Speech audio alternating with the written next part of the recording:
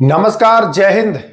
एक अत्यंत ही महत्वपूर्ण टॉपिक छोटा है, इससे सवाल आपको बिहार दरोगा में दिखाई देगा। यह है भू राजस्व व्यवस्था।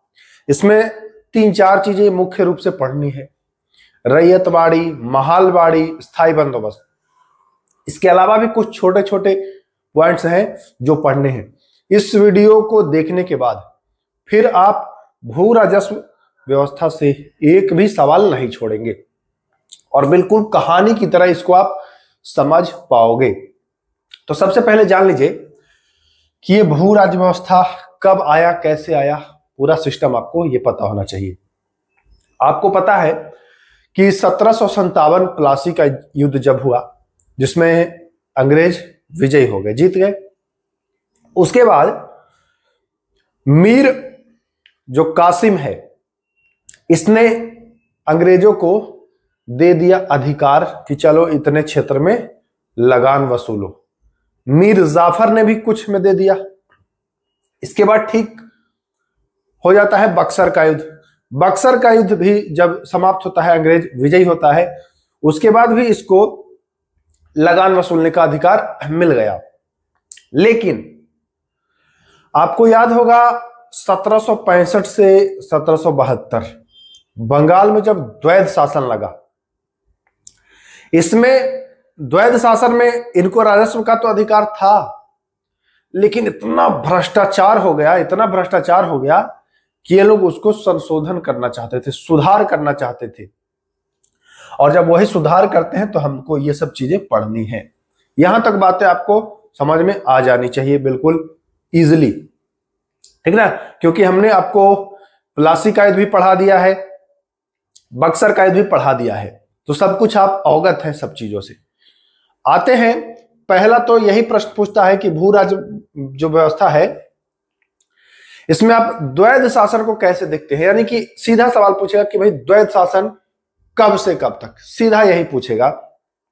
और यह भी पूछेगा कि ये द्वैध शासन लाया किसने था, द्वैध शासन लाया किसने था और ये कब से कब तक रहा है। तो ध्यान देना है, द्वैध शासन अगर पूछे तो सीधा आपको आंसर करना है 1765। यानी कि 1764 में क्या समाप्त हुआ? तो 1764 में आपका बक्सर का युद्ध समाप्त हुआ। समाप्त होने के बाद अगले वर्ष ही यह लागू हो जाता है, बंगाल में जो है वह द्वैध शासन लागू हो जाता है। कब? 1765 में। अच्छा, और ये चलता कब है ये भी जान लीजिए। ये चलता कब है?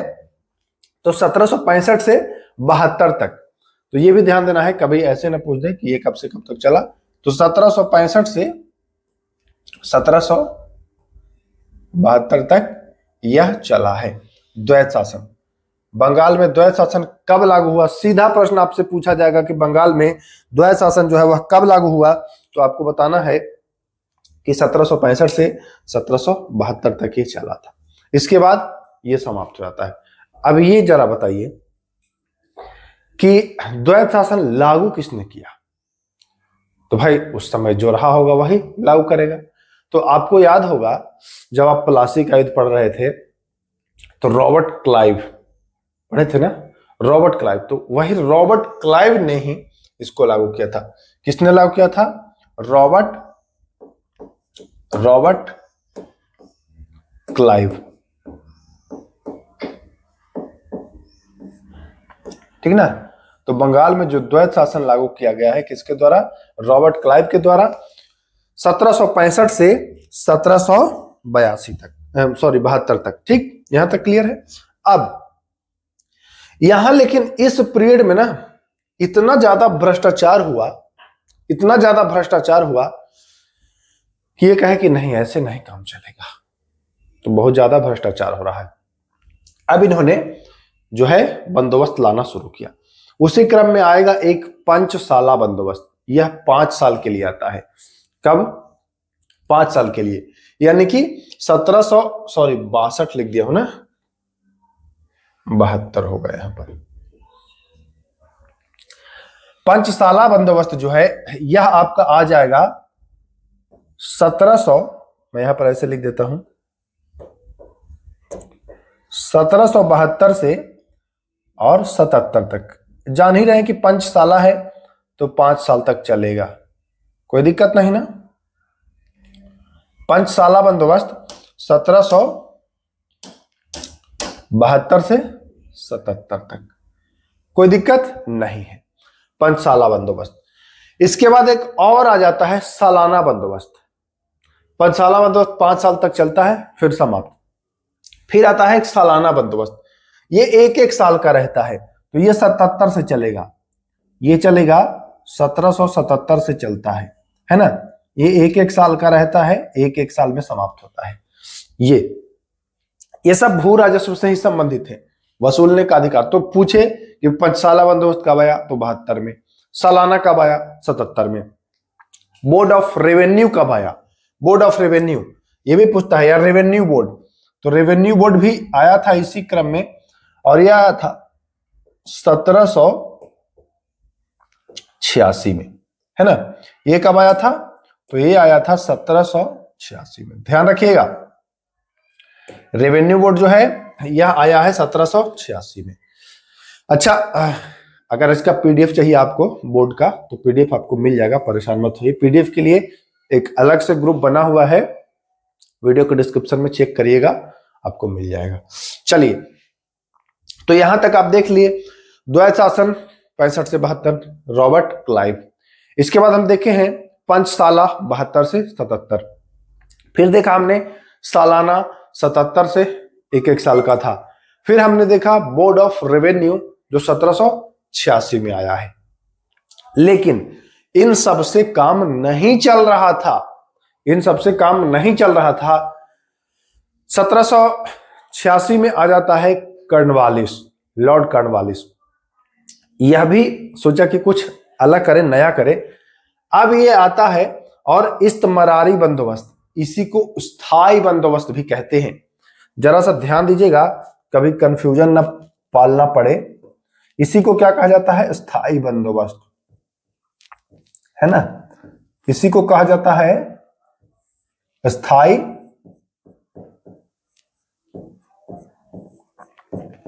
अस्थाई बंदोबस्त या इस्तमरारी, ठीक ना।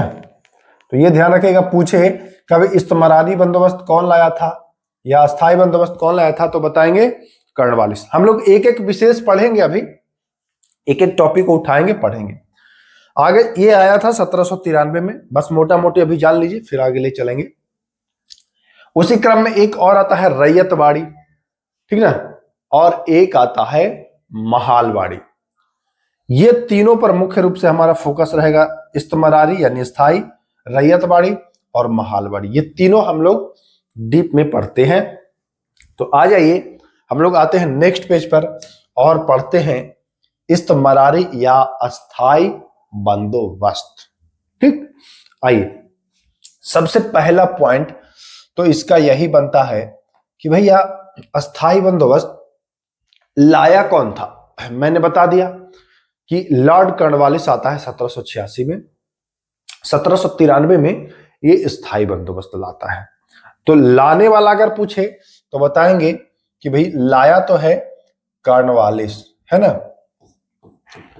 Lord Cornwallis. कॉर्नवालिस के द्वारा यह लाया गया है। किसके द्वारा लाया गया है, एक कॉर्नवालिस के द्वारा लाया गया है। इस भी पूछे तो बताएंगे 1793 में। क्लियर, लाया किसने, कॉर्नवालिस ने। सीधा एग्जाम में पूछता है डायरेक्ट, स्थायी बंदोबस्त किसने, कॉर्नवालिस। कब, 1793। लेकिन इसमें दो चीज और जुड़ा। क्या जुड़ा, पूछता है कि इसका जो नीति था यह किसने बनाया था। तो यहां दो व्यक्ति आपको मिलेंगे, चार्ल्स ग्रांट मिलेंगे और एक मिलेगा जॉन सोर। एक कौन मिलेगा, जॉन सोर। जॉन सोर की जो नीति थी उससे यह सहमत था। तो ये जो पूछता है कि इसकी नीति किसने बनाई, तो ये नीति जो है, पॉलिसी जो है, यह बनाई थी जॉन सोर ने। ध्यान रखिएगा, जॉन सोर के नीति से ये संतुष्ट हुआ और कहा कि चलो ठीक है, यही वाला सिस्टम लागू होगा। अब हमको इसमें पढ़ना है क्या, जो महत्वपूर्ण चीज है वो जान लीजिए। पूछेगा कि भाई अस्थाई बंदोबस्त यह कितने प्रतिशत भूमि पर लागू हुआ था, कितने प्रतिशत। तो संपूर्ण जो ब्रिटिश भारत था इसके 19% भाग पर यह जो बंदोबस्त था यह क्या हुआ, लागू हुआ। 19% भाग पर यह लागू हुआ, जिसमें आता है, देखिए आपका कौन कौन आता है। बिहार आ जाएगा, है ना, बिहार आ जाएगा। उत्तर प्रदेश का बनारस गाजीपुर आ जाएगा, ठीक, बनारस आ जाएगा, गाजीपुर भी आ जाएगा। अब आ जाएगा आपका उड़ीसा,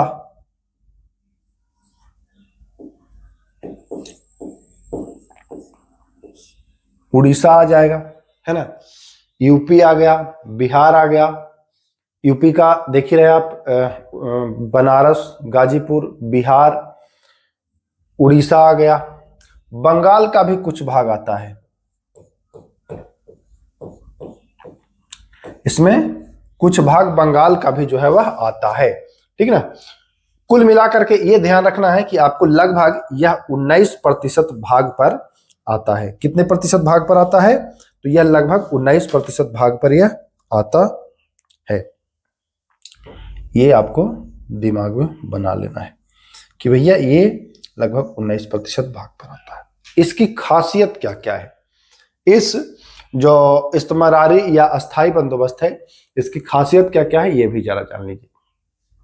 तो यहां तक तो आप देख लिए कि लगभग 19%। आपसे जगह नहीं पूछेगा, ये बस हम हिंट के लिए बता दिए हैं, जगह नहीं पूछेगा, आपसे पूछेगा कि भाई क्या, तो बताएंगे 19%।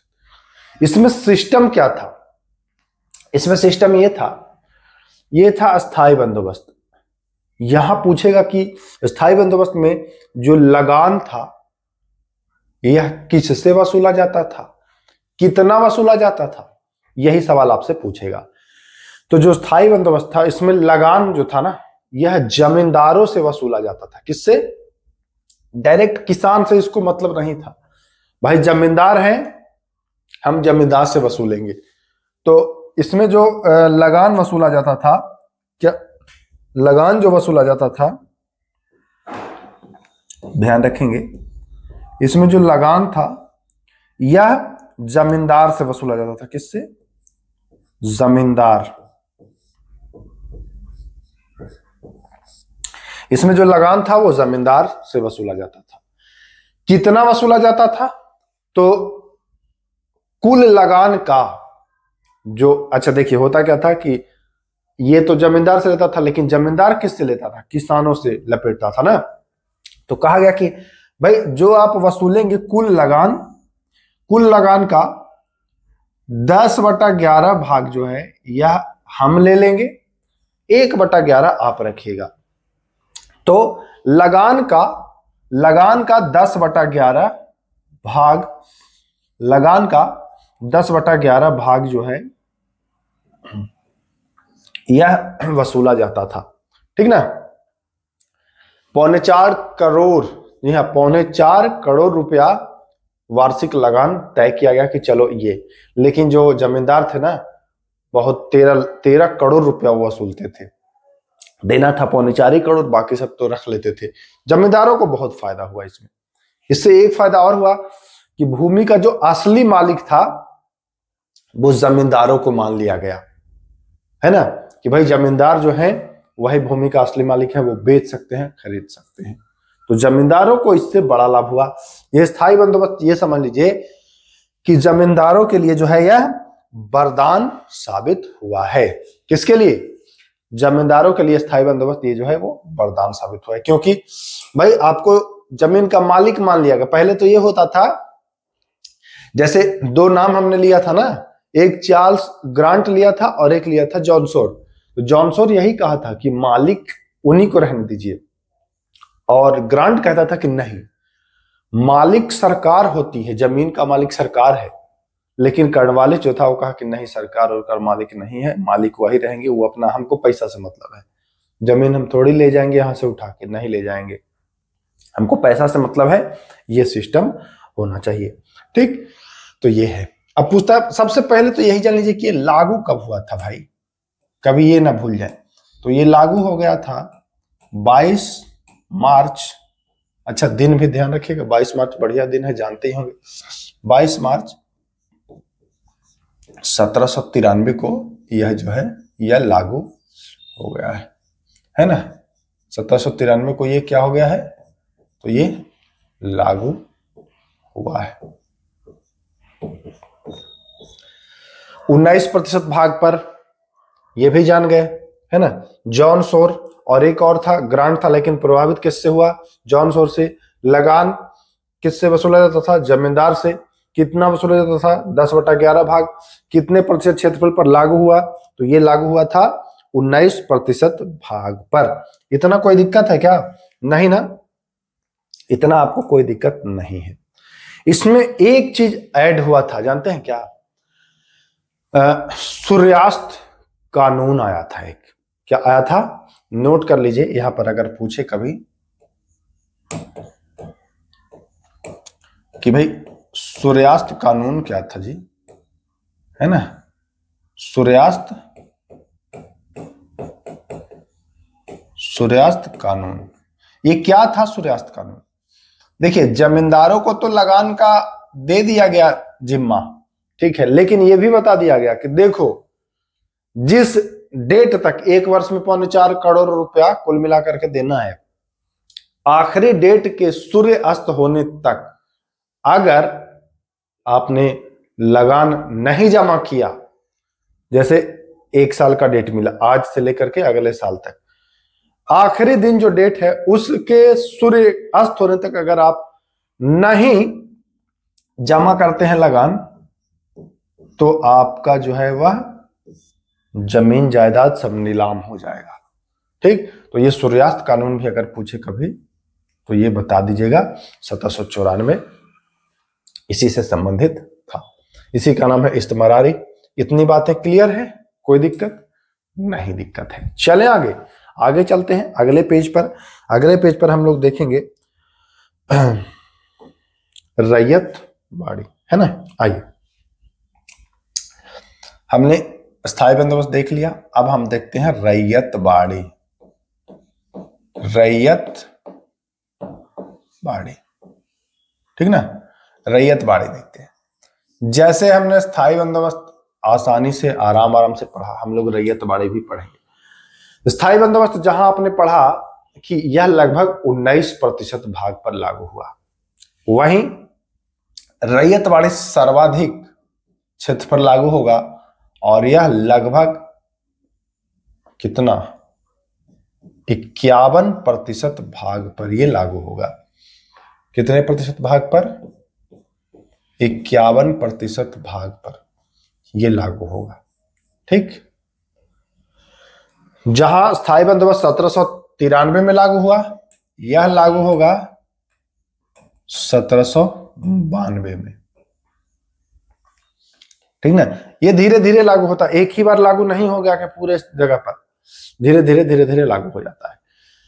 आपने देखा कि स्थायी बंदोबस्त में लॉर्ड कॉर्नवालिस की भूमिका थी, रैयत बाड़ी में कर्नल रीड। जी हां, रैयत बाड़ी में कौन पूछता है कि रैयत बाड़ी किसने लगाया भैया, तो कर्नल रीड ने, शुरुआत इसी ने करी थी। एक और इसके साथ नाम है मुनरो, कर्नल रीड और मुनरो। लेकिन अगर इन दोनों में ऑप्शन दे तो रीड पहले जारी किया था, है ना। तो ये दोनों लगाने वाला कौन था भाई, रैयत बाड़ी। 51% भाग पर 1792 में कर्नल रीड ने और मुनरो ने। इसमें क्या फीचर था, वहां तो आपने देखा कि जमींदारों को दिया गया। यहां क्या हुआ कि भाई यहां डायरेक्ट किसानों से संपर्क साधा गया कि जमींदार फमींदार हम नहीं जानते हैं, हम तुम्हारा उपजाओ और तुम यहां लगान दो, सीधा बिचौलिया खत्म। देख रहे थे 13 करोड़ वसूल रहा था, 3.25 जमा कर रहा था, मतलब जमींदार मालामाल हो रहे थे उसमें। इसमें रैयतबाड़ी में क्या हुआ कि डायरेक्ट किसान से फेस टू फेस, चलो यार तुम ही। यहां ये होता है कि वहां मतलब 10/11 था, यहां कहा कि नहीं, कुल जो उपजेगा ना, कुल जो उपजेगा आधा आधा बांट लिया जाएगा। उनको लगान फगान का नहीं चाहिए, जो उपजता है आधा आधा। 10 किलो उपजा तो 5 किलो हमारा। तो ये, तो इसमें लगान क्या होगा, इसमें लगान जो होगा यह क्या हो जाएगा, तो लगान इसमें हो जाएगा आधा आधा, यानी कि 50-50% दोनों लोग रखेंगे। ये 51% भाग पर लागू हुआ, तो ये लंबे भाग पर लागू हुआ। ये महाराष्ट्र कर्नाटक है ना, ये आपको दिखाई देगा महाराष्ट्र के इलाकों में, ये दिखाई देगा आपको कर्नाटक के इलाकों में, ठीक, असम के इलाकों में ये दिखाई देगा, ठीक ना। उसके बाद ये और दिखाई देगा कहाँ, तमिलनाडु के भी कुछ क्षेत्र में लगता है। पूर्वी बंगाल जो अभी ये पूर्वी बंगाल, तो बड़े बड़े क्षेत्रों में ये लागू था कुल मिलाकर के, है ना। ये बड़े बड़े क्षेत्रों में लागू हुआ और लगभग 51% भाग पर लागू हुआ। तो यहां से बनने वाले सवाल है, कब लागू हुआ, 1792 में, कितने प्रतिशत भाग पर, 51% भाग पर। लागू करने वाला कर्नल रीड और मुनरो। लगान क्या वसूला जाता था, 1/2। क्षेत्र जो है वह ये क्षेत्र है। इसमें भूमि का जो मालिक होता था, इसमें भाई भूमि का जो मालिक है वह कौन था, वह किसान था। भूमि जो थी वह किसान का माना गया। इससे फायदा यह हुआ कि किसान इसको बेच सकते थे, अपना भाई गिरवी रख के कुछ काम कर सकते थे। तो ये किसानों को यहां पर आपको फायदा होता दिखाई देगा, ठीक ना। राजस्व बता दिया, कौन कौन है ये बता दिया। यही इतने पॉइंट पूछे जाएंगे। सर्वाधिक भाग है ये 92 में, रीड मुनरो, लगान, भूमि का मालिक कौन और कौन कौन क्षेत्र, रैयतबाड़ी, ठीक। अब जो आखिरी है वह है महालवाड़ी। क्या है, महालवाड़ी। आइए अगला जो होगा वो होगा महालवाड़ी। ये आ जाते हैं हम लोग महालवाड़ी, ठीक ना। महालवाड़ी, महाल का मतलब ही होता है मोहल्ला या गांव, ठीक ना, मोहल्ला या गांव। अब जैसे पहले में आपने देखा कि जमींदार से लगान लिया गया, रैयतबाड़ी में देखा आपने कि रैयतबाड़ी में किसान से डायरेक्ट लिया गया। महालवाड़ी में गांव या मोहल्ले का जो मुखिया है उससे संपर्क किया जाएगा कि चलो यार हम तुमसे लेंगे, तुम पूरा गांव से वसूलना, हमको दे देना। तो महाल मतलब मोहल्ले से। और यह कितने भाग पर लागू हुआ, तो यह जो है यह लगभग 30% भाग पर लागू हुआ। बचे हुए जो भाग थे उस पर यह लागू हो गया, ठीक ना। जिसमें आ जाएगा आपका यूपी आ जाएगा, एमपी आ जाएगा, है ना, उत्तर प्रदेश आ जाएगा, मध्य प्रदेश आ जाएगा, कुछ पंजाब का इलाका आ जाएगा। इन्हीं इलाकों पर ये लागू होता है महालवाड़ी। इन लागू कब होता है, तो ये भी किस्तों में ही लागू होता है, एक बार में नहीं लागू होता है। आप कह सकते हैं कि 1822 से ये आपको दिखाई देगा थोड़े थोड़े प्रभावी, ठीक। इसको लागू करने वाला कौन था, तो महालवाड़ी को लागू करने वाला था मैकेंजी। नाम याद रखिएगा, महालवाड़ी को लागू करने वाला था मैकेंजी, हॉट मैकेंजी, ठीक। इसमें लगान कितना वसूला जाने लगा। तो शुरुआत में तो इसमें कहा कि ठीक है, जो अपना उपजाने में खर्चा लग रहा है ना, खर्चा काट के और 2/3 हम लेंगे, 1/3 आप रखिएगा, मतलब 66% हमारा, लगभग 33% आपका, लेकिन खर्चा वर्चा अपना काट लीजिएगा जो उपजाने में लगेगा। तो शुरुआती दौर में, मतलब ये अगर हम बात करते हैं प्रारंभ में, तो प्रारंभ में जो लगान था वह 2/3 था, लेकिन बाद में जो लगान आया वो यहां भी 1/2 भाग आ गया। जो रैयतवाड़ी में था वो भी यहां भी आ गया। महालवाड़ी रैयतवाड़ी दोनों में लगान लगभग सेम चलेगा। हॉट मैकेंजी है महालवाड़ी। यहां जो जमीन का मालिक होगा कौन होगा? तो पहले में जमींदार था, दूसरे में जमीन का मालिक किसान था, तीसरे में मालिक किसान ही रहेगा। तो जो मालिक है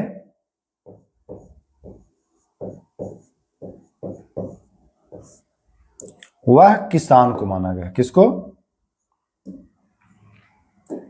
मालिक जो है वो इसमें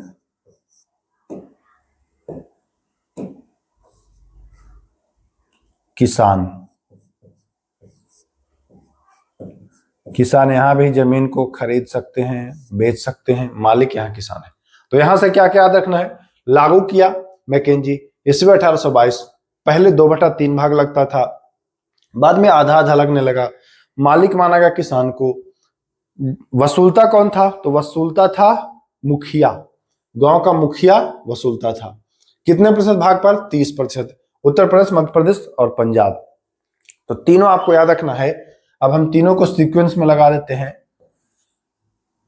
पहला जो आता है वो आता है रैयतवाड़ी।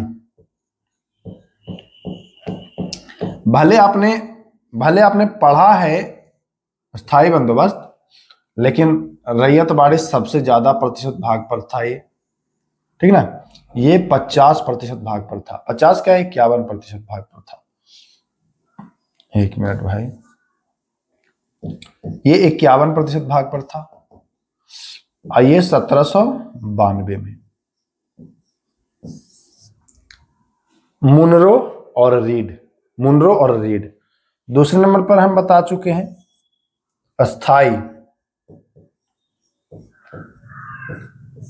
अस्थाई ये आया था 1793 में।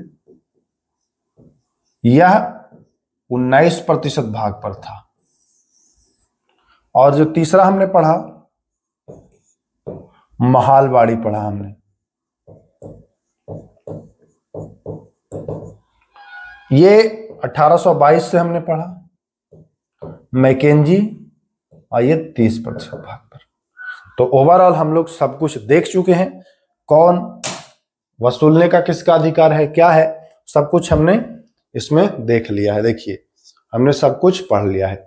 चलिए अब इसका पीडीएफ भी आपको उपलब्ध करा दिया जाएगा, परेशान ना होइए। तो मुझे उम्मीद है वीडियो पसंद आया है। बिहार दरोगा की अगर बेहतरीन तैयारी करना चाहते हैं तो एक एक टॉपिक को आप पढ़ लीजिए, चाहे आप हमसे पढ़ लें, चाहे खुद से पढ़ लें, चाहे कहीं भी पढ़ लें। वह एक एक टॉपिक को कवर कर लें जहां से परीक्षा में प्रश्न आते हैं। चलिए फिर मिलते हैं। नमस्कार, जय हिंद।